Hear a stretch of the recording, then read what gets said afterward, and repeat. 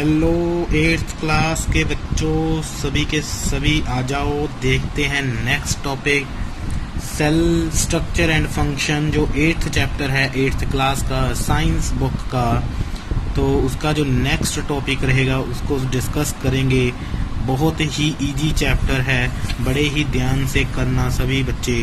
अगर प्रॉब्लम आएगी तो कमेंट में लिखना, अगर नहीं आएगी तो भी कमेंट में लिखना, तो नोट्स बनाते रहना। तो स्टूडेंट्स, हमारा जो न्यू टॉपिक है, organism show variety in cell number, shape and size. मतलब ऑर्गेनिजम्स के बहुत सारी वैरायटीज जो सेल नंबर होते हैं, शेप एंड साइज के बारे में पढ़ेंगे। तो जो फर्स्ट लाइन लिखी है, how do scientist observe and study the living cells. तो मतलब साइंटिस्ट ने कैसे ऑब्जर्व किया, कैसे स्टडी किया सेल को, उसके बारे में देखते हैं। दे यूज माइक्रोस्कोप, उन्होंने माइक्रोस्कोप का यूज किया। आप सभी को पता है माइक्रोस्कोप क्या करता है, एक मैग्नीफाइंग ऑब्जेक्ट है, ये मैग्नीफाइंग करेगा हाईली पिक्सल के ऊपर, जो छोटी से छोटी चीजों को भी आसानी से देख सके। Stain dye are used to colour part of the cell to study the detailed structure. एक डाई का यूज किया जाता है जब आप कोई सेक्शन कट करते हो, तब उस सेक्शन की हर एक पार्ट की स्टडी करनी होती है। जैसे आपने कोई स्लाइड देखी हो तो आपने स्लाइड पे देखा होगा एक ब्लू या फिर रेडिश कलर का, ब्लूइश कलर का या रेडिश कलर का ऊपर से एक डॉट लगा रहता है, जिस डॉट को हमने माइक्रोस्कोप के अंदर देखना होता है। ठीक है, वो डॉट जो होता है वो स्टेन किया होता है, डाई लगा करके उस स्पेसिमेन को रेडिश या ब्लूइश किया जाता है, ताकि जो अंदर वाले जितने भी स्पेसिमेन के पार्ट्स हैं वो सारे स्टडी किए जाएं। इसी तरह से सेल को भी डाई किया जाता है ताकि सेल के अंदर वाले ऑर्गेनेलिज को स्टडी किया जाए और देखा जाए इसी तरीके से, और क्लैरिफाई हो जाए सारा कुछ। There are million of living organism. आपने देखा हमारी अर्थ के ऊपर बहुत सारे मिलियन लिविंग ऑर्गेनिजम्स हैं, और न्यू ऑर्गेनिज्म अभी अभी डेवलप हुआ है, वो है कोरोना वायरस। सभी को पता है, कोरोना वायरस से बच के रहें, सभी मास्क पहन के रहें, हाथ मुंह धो करके रहें, खाना कभी भी बाहर वाला अनकवर्ड फूड ना खाएं, कवर्ड फूड ही खाएं। ठीक है जी, सभी परिवार वालों की रक्षा करें और अपनी भी सुरक्षा करें। There are million of living organism, बहुत सारे मिलियन लिविंग ऑर्गेनिज्म आपने अर्थ के ऊपर देखे हैं। देयर आर डिफरेंट शेप, सभी की शेप अलग अलग होती है। जैसे अगर मैं बात करूं, हम इंसान लोग हैं, हमारी जो शेप है वो अलग होती है, डॉग की शेप अलग होती है। अगर बकरी की बात करूं, बकरी की शेप अलग होती है। जो हमारे काऊ होते हैं, कैटल होते हैं, सभी की शेप अलग अलग होती है। अगर मैं कहूं कि जो एक बुफेलो है उसने एक इंसान को जन्म दिया, कभी ऐसा होता है? कभी भी नहीं होता, वो एक बुफेलो को ही जन्म देगा। चलो आगे देखते हैं। There organ are vary in shape, size and number of cells. हमारे अंदर ऑर्गन्स भी हैं, जैसे हार्ट है, किडनी है, लंग्स है, पेनक्रियाज है, लीवर है, आईज हैं, ब्रेन है, एटसेट्रा एटसेट्रा। ये सारे हमारे बॉडी के अंदर ऑर्गन्स हैं। सभी के अंदर ऑर्गन्स होते हैं, लेकिन सभी की ऑर्गन्स का साइज बड़ा छोटा हुआ रहता है, ठीक है, बॉडी के अकॉर्डिंग। आगे देखते हैं, नंबर ऑफ सेल्स की बात करेंगे। Number of cells, can you guess the number of cell in the tall tree and huge animal like elephant. Elephant और जो लंबे लंबे ट्रीज होते हैं उनमें कितने नंबर ऑफ सेल्स होंगे? देखो भाई, हमारी जो बॉडी है इंसानों की या एनिमल्स की, सभी क्या है, बहुत सारे सेलों से मिलकर के बनी हुई है। The number runs into billion and trillions. देखो, बिलियन एंड ट्रिलियन सेल्स आपस में मिलते हैं, फिर जाकर के इतने बड़े बड़े हाथी गेंडे बनते हैं। Human body has trillion of cells. हमारी बॉडी भी ट्रिलियन ऑफ सेल्स से बनी है, इसीलिए तो हम इतने बड़े बड़े गेंडे बने हुए हैं। Of cells which very in shape and size. Different group of cells perform a variety of function. अब देखो, जितने भी सेल्स के अपने अपने ग्रुप बना लेते हैं जो सेल्स, और ग्रुप बना करके अपना अपना एक खास ऑर्गन बना लेते हैं। अब वो ऑर्गन एक स्पेसिफिक काम परफॉर्म करते हैं। जैसे हार्ट बना लिया, एक ग्रुप बना लिया सेल्स ने, उस ग्रुप का टिश्यूज ने एक ऑर्गन बना दिया, ऑर्गन मतलब हार्ट बना दिया। अब हार्ट ने क्या किया, ट्रांसपोर्ट किया, पंप किया ब्लड को। ठीक है जी, इस तरह से। The billion is a 1000 millions. अब एक बिलियन में 1000 मिलियंस होते हैं और एक ट्रिलियन में 1000 बिलियन होते हैं। ये आपने देख लेना, यूनिट्स हैं। आगे लिखा हुआ है organisms made of more than one cell called multi cellular. जो ऑर्गेनिज्म एक से ज्यादा सेल से बने हुए हैं उनको मल्टी सेलुलर कहेंगे। Multi means many, cellular means cell organism. The number of cells being less in smaller organism does not in any way affect the functioning of the organism.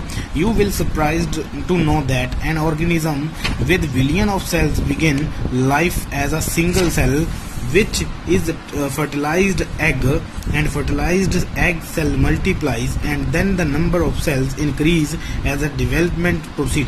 देखो इस पूरे पैराग्राफ में जो बात कही गई है बच्चों को अभी समझ में नहीं आएगी जैसे आप 8th क्लास के हो।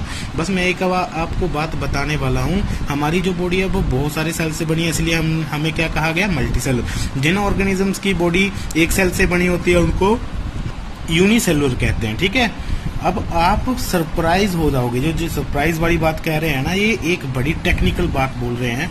देखो आपने देखा होगा कि एक इंसान जहाँ हर एनिमल अपने जैसा एक न्यू एनिमल पैदा करता है, बॉर्न करता है। ठीक है, अब वो कहाँ से पैदा हो गया, अब देखो कहाँ से इतने सेल्स इकट्ठे होकर के एक एनिमल बना रहे हैं और कैसे सेल डिवाइड होकर के फिर उसकी हाइट बढ़ रही है, वो कभी आपने सोचा नहीं सोचा। तो आपको बता रहा हूँ, एक मेल और एक फीमेल, मेल अपने स्पर्म और फीमेल अपने एग जब प्रोड्यूस करते हैं तो स्पर्म और एग आपस में मिल करके फर्टिलाइजेशन करते हैं, जिसको हम बोलते हैं फर्टिलाइज्ड एग। जो वो फर्टिलाइज हो गया, फर्टिलाइजेशन के बाद एक स्टेज आती है जाइगोट की, जो सिंगल सेल होता है जाइगोट। अब उसी जाइगोट से कहानी स्टार्ट हो जाती है, उसी जाइगोट से हम बने हुए हैं। वो एक सिंगल सेल जाइगोट होता है, सिंगल सेल जिसे लिखा हुआ है सिंगल सेल जाइगोट होता है वो। अब सिंगल सेल जाइगोट 1 से 2 बनाएगा, 2 से 4 बनाएगा, 4 से 8 बनाएगा, 8 से 16 बनाएगा, 16 से 32 बनाएगा, 32 से 64 बनाएगा, 64 से 128 बनाएगा। ऐसे बनाते बनाते एक आदमी एक एनिमल बना देगा बच्चों।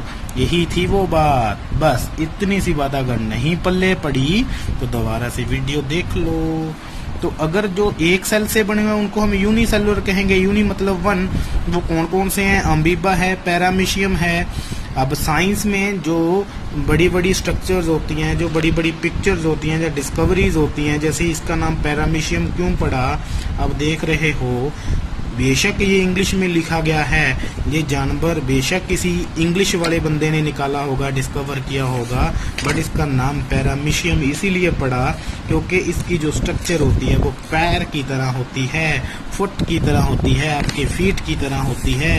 वो आपने देखा होगा आप, इसीलिए इसको पैरामीशियम कहते हैं। ठीक है जी, ये अमीबा है, एक भी क्या है, यूनिसेलुलर ऑर्गेनिज्म है। कितनी ही क्लियर है ये फोटो, कितनी क्लियर है, अरे बाप रे बाप, क्या बात है,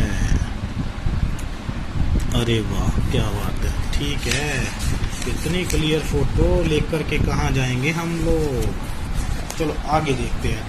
A single celled organism perform all necessary function। अब देखो जिनमें बहुत सारे सेल से बने हैं मल्टी सेल ऑर्गेनिज्म, उनमें तो अलग अलग तरह के ऑर्गन्स हैं। जो ऑर्गन्स क्या करते हैं, एक स्पेसिफिक काम करते हैं। लेकिन सिंगल सेल वाले, जो सिंगल बहुत छोटा सेल होता है, ठीक है, उसमें तो अब कोई ऑर्गन होगा नहीं, तो वो एक सेल ही सारे के सारे जितने भी फंक्शंस है वो सारे परफॉर्म करता है। जैसे कि खाना पीना, सांस लेना और गंद मंद को बाहर निकालना, ये सारे इस तरह से फंक्शन होते हैं। ठीक है, इंग्लिश में बोलूँ तो डाइजेशन, ठीक है, असिमिलेशन, फिर एक्सक्रीशन, ये सारे चीजें। A single cell organism like amoeba capture and digest food. तो जो अमीबा होता है वो गंदे पानी में होता है और क्या करता है, वो फूड को डाइजेस्ट करता है, कैप्चर करके बहुत छोटे छोटे कीट पतंगों को जो इसके खाने लायक होते हैं। छोटे छोटे जो एनिमल्स, बहुत छोटे छोटे एनिमल्स होते हैं, वो रेस्पायर भी कर सकता है, एक्सक्रीट भी कर सकता है, ग्रो भी कर सकता है, रिप्रोड्यूस भी कर सकता है। कौन सा, उसका एक सेल ही ये सारे काम परफॉर्म करेगा। ठीक है जी। अब एक्सक्रीट का मतलब जो गंदमंद है वो बाहर निकालना, ग्रो का मतलब ग्रो होना, बॉडी का बड़ा हो जाना। ठीक है, अब रिप्रोड्यूस का मतलब एक अपने जैसा और पैदा कर लेना। Similarly function multi cell organism are carried out by that group of specialised cell forming a different tissues and tissues form an organ. और इसी तरह से मल्टी सेल ऑर्गेनिजम्स में क्या है, बहुत सारे ऑर्गन्स होते हैं। वो कहाँ से बने हैं, टिश्यू से बने हैं। टिश्यू कहाँ से बने हैं, सेल से बने हैं। जब सेल एक ग्रुप बनाएंगे तो टिश्यू बनेगा, जब टिश्यू ग्रुप बनाएंगे तो क्या बनेगा, ऑर्गन। अब ऑर्गन्स क्या करेंगे, एक स्पेसिफिक काम जो है परफॉर्म करेंगे। जैसे हार्ट जो क्या काम करता है, ब्लड को पंप करता है, किडनी क्या करती हैं, फिल्ट्रेशन करती हैं, लंग्स क्या करते हैं, सांस लेने में हेल्प करते हैं, जो स्मॉल इंटेस्टाइन है वो क्या काम करती है, डाइजेशन करती है, लार्ज इंटेस्टाइन क्या करती है, रीअब्जॉर्प्शन करती है और एक्सक्रीटा बाहर निकालने में हेल्प करती है। ठीक है, लीवर क्या करता है, वो बाइल जूस सक्रीट करता है और बहुत सारे एंजाइम्स हैं वो सक्रीट करेगा। स्टमक क्या करेगा, स्टमक हमारे फूड को पेस्ट बनाने में, उसको डाइजेस्ट करने में हेल्प करवाता है। ईसोफेगस क्या है, ईसोफेगस में क्या है, खाना जा करके हमारे स्टमक में गिरता है। वही सारी चीज़ें, मतलब कितने सारे ऑर्गन्स हैं वो अलग अलग काम करते हैं। ठीक है जी, बस बेटा अभी आज इतना ही करवाऊंगा मैं, इस चैप्टर को ध्यान से करते रहो। 2-3 दिनों में ये चैप्टर ओवर हो जाएगा। फिर आपको इस तरह से चैप्टर की जो नोट्स हैं वो आप बना रहे हो उसको मैं देख लूँगा कैसे कैसे बना रहे हो। तो बेटा पढ़ते रहो। Take care, bye bye.